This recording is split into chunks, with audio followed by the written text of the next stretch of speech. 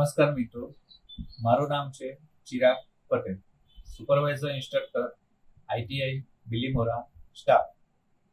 આપણે ઇલેક્ટ્રિકલ લાઇનમાં ઘણા બધા ટોપિક્સ ઉપર વિડીયો બનાવ્યા છે. હવે આજે આપણે એક નવો ખૂબ જ જરૂરી એવો કન્સેપ્ટ લઈને આવ્યા છે. આજનો આપણો ટોપિક છે ટ્રાન્સફોર્મર. તો ટ્રાન્સફોર્મર વિશે આજે આપણે શીખીશું. ટ્રાન્સફોર્મર શું છે, એની રચના શું છે, કઈ કઈ જગ્યાએ એનો યુઝ થશે અને ઇલેક્ટ્રિકલ લાઇનમાં એનું કેટલું ઇમ્પોર્ટન્સ છે, એના વિશે આજે આપણે શીખીશું. જેમાં આપણે સૌપ્રથમ જોઈશું નીડ ઓફ ટ્રાન્સફોર્મર, એટલે કે ટ્રાન્સફોર્મરની જરૂરિયાતો. ઇન્ટ્રોડક્શન, ટ્રાન્સફોર્મરનો પરિચય લઈશું, હિસ્ટ્રી લઈશું, પ્રિન્સિપલ એટલે કે ટ્રાન્સફોર્મર કયા કાર્ય સિદ્ધાંત ઉપર કાર્ય કરે છે એના વિશે પણ આપણે શીખીશું. ત્યાર પછી કન્સ્ટ્રક્શન અને વર્કિંગ, ટાઈપ્સ ઓફ ટ્રાન્સફોર્મર્સ, અને લાસ્ટમાં આપણે ટ્રાન્સફોર્મર કઈ કઈ જગ્યાએ યુઝ થશે, એ મીન્સ કે એની એપ્લિકેશન કઈ કઈ છે એના વિશે આપણે શીખીશું. ચલો તો આપણે શરૂઆત કરીએ. નીડ ઓફ ટ્રાન્સફોર્મર, ટ્રાન્સફોર્મરની જરૂરિયાત ક્યાં ક્યાં થાય છે એના માટેની. In most cases appliances are manufactured to work under specific voltages. Transformers are used to adjust the voltage to the required level. આપણે જાણીએ છીએ કે આપણા ઘરે જે સાધનો યુઝ કરીએ છીએ આપણે, જેવા કે રેડિયો, ટેલિવિઝન, ફ્રીજ, ટીવી અને મોબાઈલનું ચાર્જર, તો આ બધા જે ઇક્વિપમેન્ટ છે એના યુઝ માટેના જે વોલ્ટેજ છે એ અલગ અલગ છે. દરેક ઇક્વિપમેન્ટના અલગ અલગ વોલ્ટેજ હોવાથી આપણે વોલ્ટેજ લેવલને શું કરવું પડે, વધારે કરવું પડે ક્યાં તો પછી ઓછા કરવું પડે. તો આ બધી વસ્તુઓને આપણે ચલાવવા માટે, આ સ્પેસિફિક વોલ્ટેજ સુધી પહોંચવા માટે આપણે શેનો યુઝ કરીશું? ટ્રાન્સફોર્મરનો. Transformers are basic components use in the transmission electricity. તમે સ્ક્રીન ઉપર જોઈ શકો છો, જે ફિગર બતાવી છે એની અંદર છે પાવર સ્ટેશન. તો ત્યાં આગળ સ્ટેપ અપ ટ્રાન્સફોર્મરનો યુઝ કરવામાં આવ્યો છે. અને બીજી બાજુ આપણે જોઈએ, જો આ ફેક્ટરી છે તો એના પહેલા સ્ટેપ ડાઉન ટ્રાન્સફોર્મરનો યુઝ કરવામાં આવેલો છે. એટલે કે આ ટ્રાન્સમિશન લાઇનમાં પણ ટ્રાન્સફોર્મરનો અલગ અલગ જગ્યાએ યુઝ કરેલો છે. પાવર સ્ટેશન આગળ પાવર જે જનરેટ થશે એ 11 kV AC voltage use generate થશે. અને ફેક્ટરી આગળ જે આપણને મળશે એ કેટલો જોઈશે? 11 kV. તો વચ્ચે આપણે સ્ટેપ અપ અને સ્ટેપ ડાઉન ટ્રાન્સફોર્મરનો ઉપયોગ શા માટે કર્યો? તો એના વિશે આપણે જાણીશું કે ટ્રાન્સમિશન લાઇનમાં શું થશે? પાવર લોસ થશે. લોંગ ડિસ્ટન્સે આપણે જે પાવર ટ્રાન્સમિટ કરીએ તો એમાં પાવર લોસ થશે. Power loss, P loss is equal to I²R. એનો મતલબ શું થશે કે પાવર લોસ એ કરંટના વર્ગના પ્રમાણમાં ચાલે છે અને રેઝિસ્ટન્સના સમપ્રમાણમાં ચાલે છે. જો આપણે પાવર લોસ જો ઓછો કરવો હોય તો કરંટને લિમિટ કરવું પડે, અને કરંટને લિમિટ કરવા માટે આપણે શું કરવું પડે? કરંટને ઓછો કરવો પડે અને વોલ્ટેજ વધારો કરવો પડે. તો આ જે ઇક્વિપમેન્ટ છે ટ્રાન્સફોર્મર, એ આ બધી વસ્તુઓનું કંટ્રોલિંગ કરી શકે. મીન્સ કે વોલ્ટેજને પણ વધારે કે ઓછો કરી શકે અને કરંટને પણ ઓછો કે વધારે કરી શકે. તો એ રીતે આપણે ટ્રાન્સમિશન લાઇનમાં ટ્રાન્સફોર્મરનો યુઝ કરીશું. A transformer use to increase voltage at the power generating station. જે રીતે આપણે વાત કરી કે પાવર સ્ટેશન આગળ કયું ટ્રાન્સફોર્મર યુઝ થશે? Step up transformer. અને ડિક્રીઝ વોલ્ટેજ ફોર હાઉસફુલ પર્પઝ, સ્ટેપ ડાઉન. એટલે આપણા ઘરેલું જે ઉપકરણો છે એને તો આપણે કેટલા વોલ્ટેજની જરૂર પડશે? 230 કે એનાથી પણ ઓછા. તો ત્યાં આપણે કયું ટ્રાન્સફોર્મર યુઝ કરીશું? Step down transformer. By increasing the voltage, power loss during transmission is minimise. આપણે જો વોલ્ટેજને વધારીએ તો કરંટ ઓછો થાય, અને આપણે જે ઇક્વેશન જોઈ ગયા, power loss, P loss is equal to I²R. Current ઓછો તો પાવર લોસ કેવો થશે? ઓછો થશે. ચલો આપણે ટ્રાન્સફોર્મરનો હવે પરિચય જોઈએ. ટ્રાન્સફોર્મર શું છે? એક સ્થિર ડિવાઇસ છે. Transformer is a static device in which electrical power is transform from one circuit to another circuit without changing its frequency. મતલબ શું છે કે ફ્રીક્વન્સી આપણે ચેન્જ કરવાની નથી. વોલ્ટેજ લેવલ વધશે ક્યાં તો વોલ્ટેજ લેવલ ઘટશે, એને અનુરૂપ કરંટ લેવલ પર ઘટશે ક્યાં તો પછી વધશે, પરંતુ બેનો ગુણાકાર એટલે શું આવશે? પાવર. એ કેવો રહેશે? કોન્સ્ટન્ટ રહેશે. એટલે કેટલી કન્ડિશન થઈ? વોલ્ટેજ લેવલ, કરંટ લેવલ વધઘટ થશે અને ત્યાર પછી પાવર કેવો રહેશે? કોન્સ્ટન્ટ રહેશે અને ફ્રીક્વન્સી પણ કોન્સ્ટન્ટ રહેશે. It transfer electrical energy from one circuit to another circuit without changing the frequency. It works on Faraday's law of electromagnetic induction. Transformer કયા સિદ્ધાંત પર કાર્ય કરશે? ફેરાડેના ઇલેક્ટ્રોમેગ્નેટિક ઇન્ડક્શનના સિદ્ધાંત ઉપર કાર્ય કરશે. અહીંયા તમે સ્ક્રીન ઉપર જે આકૃતિ બતાવી છે એની અંદર તમે જોઈ શકો છો આ પ્રાઇમરી સાઇડ છે કે જ્યાં આપણે સપ્લાય આપીશું અને આ છે સેકન્ડરી સાઇડ કે જ્યાંથી આપણે આઉટપુટ લઈશું. અને આ જે સ્ટ્રક્ચર ચોરસ જે તમને દેખાય છે એ ટ્રાન્સફોર્મરની કોર છે. જે કોરની અંદર મેગ્નેટિક ફ્લક્સ શું થશે? ફ્લો થશે. જેવો આપણે પ્રાઇમરી વાઇન્ડિંગમાં સપ્લાય આપીશું એટલે મેગ્નેટિક ફ્લક્સ એ આ કોરની અંદર ફ્લો થશે અને કોની સાથે લિંક થશે?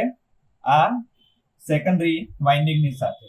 એટલે કે આપણે જોઈ શકીએ કે બંને ઇલેક્ટ્રિકલી કે પછી મિકેનિકલી એકબીજા સાથે લિંક થયેલા નથી, પરંતુ શેનાથી લિંક થશે? મેગ્નેટિકલી, જેનું આપણે ધ્યાન રાખીશું. હવે આપણે જોઈએ ટ્રાન્સફોર્મરની હિસ્ટ્રી. તો ટ્રાન્સફોર્મરની હિસ્ટ્રીમાં કંઈક એવું છે કે ઈસવીસન 1885માં 3 હંગેરિયન વૈજ્ઞાનિકો હતા જેમના નામ છે ઓટો બ્લાથી, મિસ્કાડેરી અને કારોલિસ ઝિપરનોવ્સ્કી. આ જે 3 વૈજ્ઞાનિકો છે એમણે સૌપ્રથમ ટ્રાન્સફોર્મરની શોધ કરી અને એમના પોતાના નામ ઉપરથી જ એમણે ટ્રાન્સફોર્મરનું નામ પણ શું આપ્યું છે? ZBD ટ્રાન્સફોર્મર, જે એમના નામના ફર્સ્ટ લેટર છે. ત્રણેય જે વૈજ્ઞાનિકો છે એમના નામના ફર્સ્ટ લેટર ઉપરથી આ ટ્રાન્સફોર્મરનું નામ આપ્યું છે ZBD ટ્રાન્સફોર્મર. આ ફર્સ્ટ જે તમને દેખાય છે એ ફર્સ્ટ ટ્રાન્સફોર્મર છે જે એમણે બનાવેલું છે, જેની રચના ખૂબ જ હેવી છે, તમે જોઈ શકો, અને વ્યવહારિક જીવનમાં એનો ઉપયોગ પોસિબલ થયો નહીં. ત્યાર પછી બીજા એક વૈજ્ઞાનિક છે જેમનું નામ છે વિલિયમ સ્ટેનલી. એમણે ઈસવીસન 1885ની અંદર જ આ જે ટ્રાન્સફોર્મર છે, ફર્સ્ટ ટ્રાન્સફોર્મર જે બનાવેલું તેમાં થોડા સુધારા વધારા કરીને આ એમણે નવું ટ્રાન્સફોર્મર બનાવ્યું, જેનો ઉપયોગ કોમર્શિયલી સાઈડે પછી થવા લાગ્યો. વિલિયમ સ્ટેનલી નામના જે વૈજ્ઞાનિકે સુધારા વધારા કર્યા અને પછી ઈસવીસન 1886ની અંદર અમેરિકામાં એમણે આ ટ્રાન્સફોર્મર વ્યવહારિક જીવન માટે પછી ખુલ્લું મૂક્યું. અને ત્યાર પછી તો એ વીજ પુરવઠાથી લઈને બધી જ ઇલેક્ટ્રિકલ સાઈડે ટ્રાન્સફોર્મરનો ઉપયોગ બહોળા પ્રમાણમાં થવા લાગ્યો. હવે આપણે જોઈશું નેક્સ્ટ ટ્રાન્સફોર્મરનો પ્રિન્સિપલ, કે ટ્રાન્સફોર્મર એ કયા કાર્ય સિદ્ધાંત ઉપર કાર્ય કરે છે. A transformer works on the principle of electromagnetic mutual induction. તો આપણે જોઈશું કે ફેરાડેનો જે આ નિયમ છે ઇલેક્ટ્રોમેગ્નેટિક મ્યુચ્યુઅલ ઇન્ડક્શન એ કયો છે. આપણે જ્યારે ટ્રાન્સફોર્મરમાં એક વાઇન્ડિંગમાં જ્યારે સપ્લાય આપીશું તો ત્યારે બીજા વાઇન્ડિંગની અંદરથી આપણને સપ્લાય ઓટોમેટિક મળશે. આ બંને વાઇન્ડિંગ એ મિકેનિકલી કે ઇલેક્ટ્રિકલી કનેક્ટેડ નથી, જેની ચર્ચા આપણે આગળ કરી ગયા, પરંતુ શેનાથી કનેક્ટેડ છે? મેગ્નેટિકલી. અને આ મેગ્નેટિકલી એટલે આ જે ટ્રાન્સફોર્મરની જે કોર છે એની અંદર જે ફ્લક્સ ફ્લો થશે અને એ ફ્લક્સ સેકન્ડરી કોઇલ સાથે લિંક થશે. જો અહીંયા જોઈશું આપણે, when current flows through the primary winding it produces a magnetic field. એટલે પહેલા વાઇન્ડિંગની અંદરથી જેવું કરંટ ફ્લો થશે અને આ કોરની અંદર મેગ્નેટિક ફ્લક્સ ફ્લો થવા લાગશે. This magnetic field induce EMF in the secondary winding. એટલે આ મેગ્નેટિક ફ્લક્સના સેકન્ડરી વાઇન્ડિંગ સાથે લિંક થવાના કારણે શું પ્રોડ્યુસ થશે? EMF. ફોર્મ્યુલા પણ આપી છે Vs = Ns d∅/dt. તમે ટ્રાન્સફોર્મરના વર્કિંગ પ્રિન્સિપલની આ ફિગર જે છે એ સ્ક્રીન પર તમે જોઈ શકો છો. અને અહીંયા નીચે પણ તમને સ્ટેપ અપ ટ્રાન્સફોર્મર અને સ્ટેપ ડાઉન ટ્રાન્સફોર્મરની ફિગર આપી છે, જેનું ડિટેલમાં આપણે નેક્સ્ટ આગળની સ્લાઇડમાં આપણે જોઈશું. હવે આપણે ટ્રાન્સફોર્મરના કન્સ્ટ્રક્શનની વાત કરીએ તો આપણે જે એમના મેઇન પાર્ટ છે એને લીધા છે, જેમાં આપણે લઈશું ફર્સ્ટ લેમિનેટેડ કોર, સેકન્ડ છે વાઇન્ડિંગ, થર્ડ છે ટેંક, ફોર્થ છે ઇન્સ્યુલેશન અને ફિફ્થ છે બ્રેધર. ફર્સ્ટ જે લેમિનેટેડ કોર છે એ transformer cores are laminated to reduce eddy current losses. ટ્રાન્સફોર્મરની જે કોર છે એ શેના માટે બનાવેલી છે કે એની અંદરથી શું ફ્લો થશે, ફ્લક્સ ફ્લો થશે. તો આ જે ટ્રાન્સફોર્મરની કોર છે એને એકદમ પાતળી સ્ટ્રીપથી બનાવેલી હોય છે, એકદમ એકબીજા સાથે કોમ્પ્રેસ કરીને અને લેમિનેટેડ કરેલી હોય છે. શેના માટે? તો એડી કરંટ લોસને ઓછો કરવા માટે. સેકન્ડ છે વાઇન્ડિંગ, એટલે કે ટ્રાન્સફોર્મરની અંદરનો winding. Windings are made of copper or aluminium conductors coated with insulation. એટલે કોપર અથવા તો એલ્યુમિનિયમના કંડક્ટરનો આપણે યુઝ કરીશું. તે પણ શેનાથી કોટિંગ હશે? ઇન્સ્યુલેશનથી. ત્યાર પછી છે tank. Transformer tanks provide protection and space for transformer oil expansion. શું કરશે? પ્રોટેક્શન આપશે. જેટલા પણ પાર્ટ છે એને એક બંધ કવરની અંદર બેસાડેલા છે, વાઇન્ડિંગ છે અને એની અંદર શું ભરેલું છે આપણે? ઓઇલ. ત્યાર પછી આવશે ઇન્સ્યુલેશન. તો ઇન્સ્યુલેશન તરીકે આપણે શું યુઝ કરીશું? ઓઇલ. ઓઇલ એ ઇન્સ્યુલેટિંગ મટીરિયલ તરીકે પણ કામ કરે છે કોર અને ટેન્કની વચ્ચે. ત્યાર પછી આવશે breather. A breather controls moisture entering the transformer during expansion and contraction of oil. ટ્રાન્સફોર્મરની અંદર જ્યારે ફોલ થશે તો ત્યારે શું થશે? ઓઇલ બર્ન થશે. બર્ન થશે એટલે ગેસ પ્રોડ્યુસ થશે.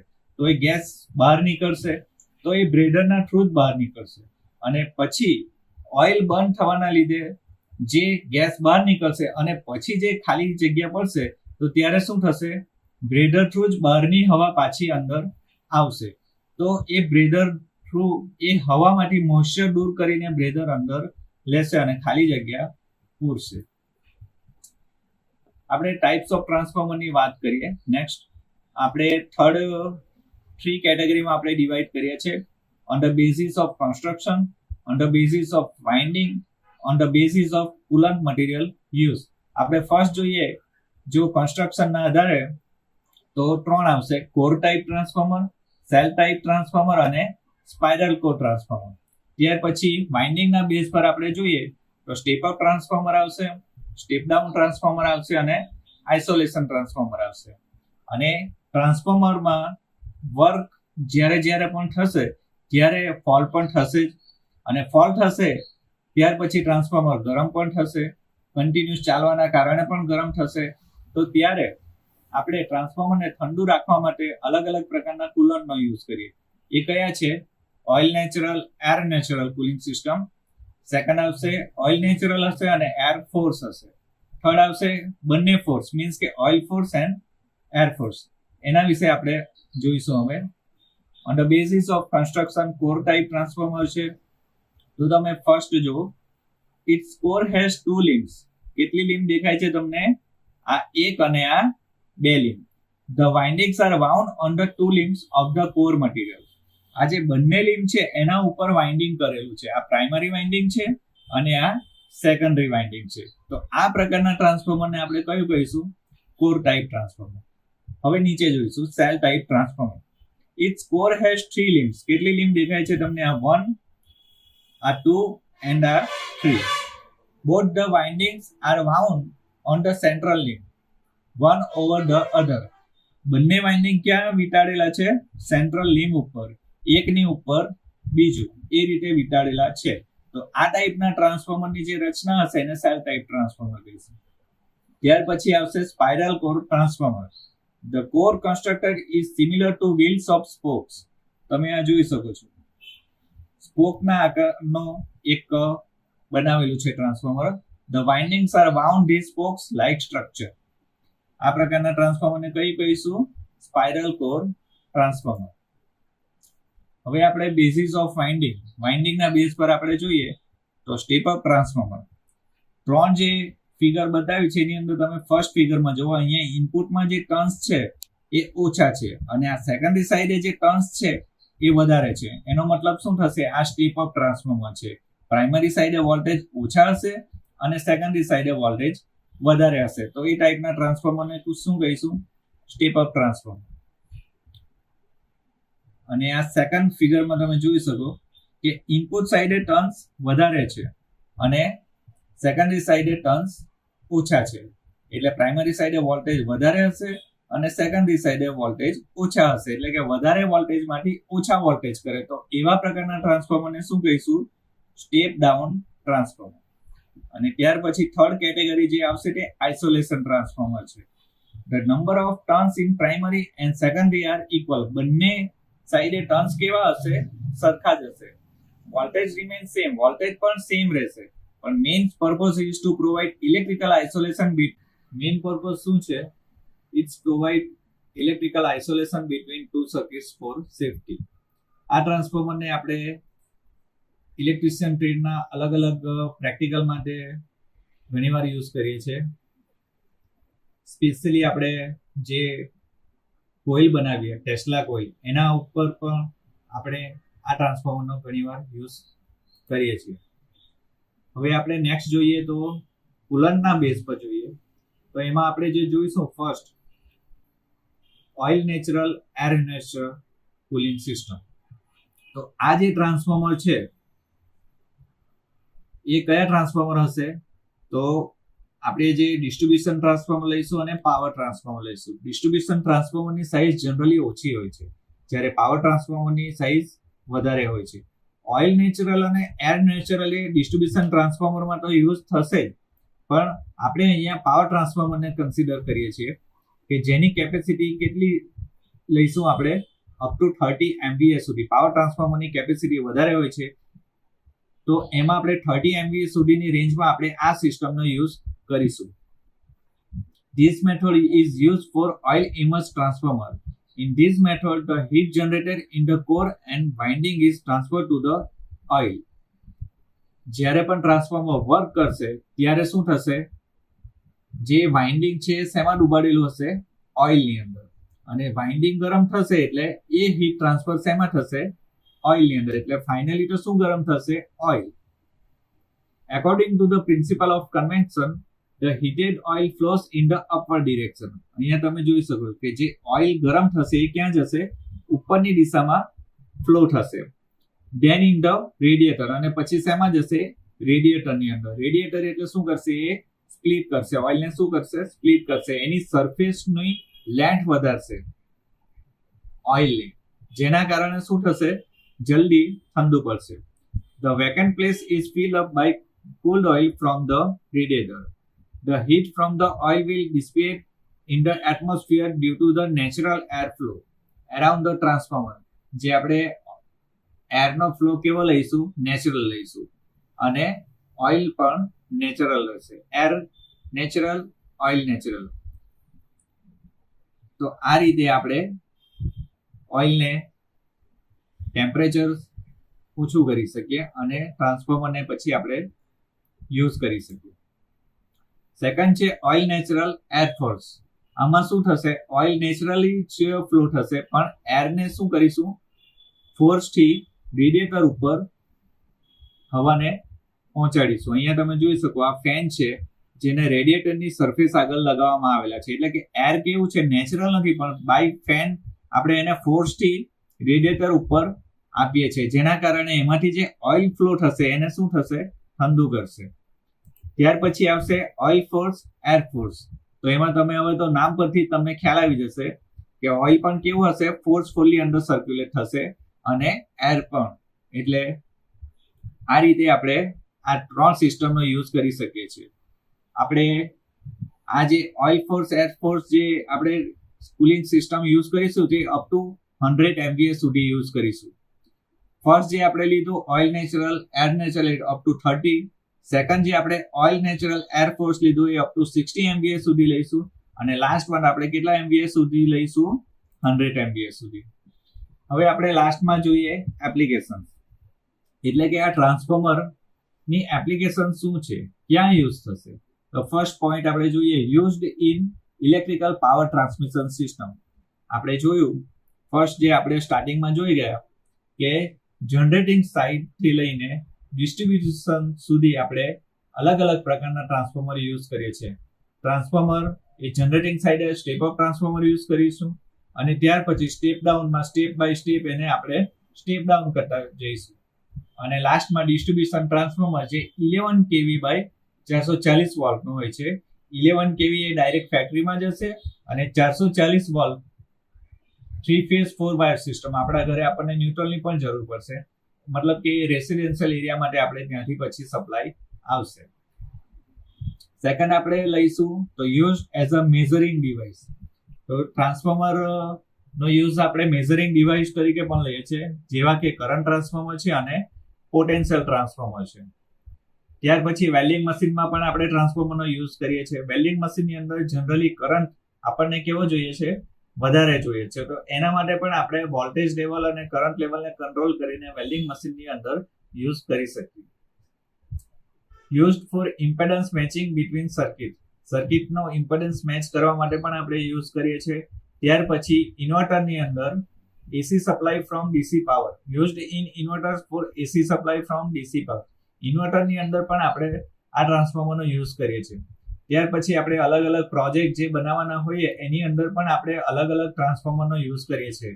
સેન્ટર ટેપિંગ આવશે, 12-0-12, 6-0-6, એવા અલગ અલગ પ્રકારના આપણે સ્ટેપ ડાઉન ટ્રાન્સફોર્મરનો યુઝ જનરલી મિની પ્રોજેક્ટ બનાવવા માટે પણ યુઝ કરીએ છીએ. તો આપણે આ રીતે ટ્રાન્સફોર્મર ઘણું જ ઉપયોગી ડિવાઇસ છે. તો મિત્રો, આજનો આપણો ટ્રાન્સફોર્મરનો ટોપિક અહીંયા પૂર્ણ થાય છે. આશા રાખું છું કે તમને ટ્રાન્સફોર્મર વિશે બધી સમજણ પડી ગઈ હશે. ટ્રાન્સફોર્મરની રચના, ટ્રાન્સફોર્મર કઈ રીતે કામ કરશે, ટ્રાન્સફોર્મર એ આપણા રોજિંદા જીવનમાં ઘણી બધી જગ્યાઓ જે યુઝ થાય છે એ બધી જ એપ્લિકેશન વિશે તમને ખ્યાલ આવી ગયો હશે. આપણે આ બધા જ વિડીયો આપણી યુટ્યુબ ચેનલ પટેલ ચિરાગ 1103 ઉપર અપલોડ કરેલા છે. જો તમને આ બધા જ વિડીયો ગમે તો લાઈક કરજો, શેર કરજો અને કોમેન્ટ કરવાનું પણ ભૂલતા નહીં. Thank you.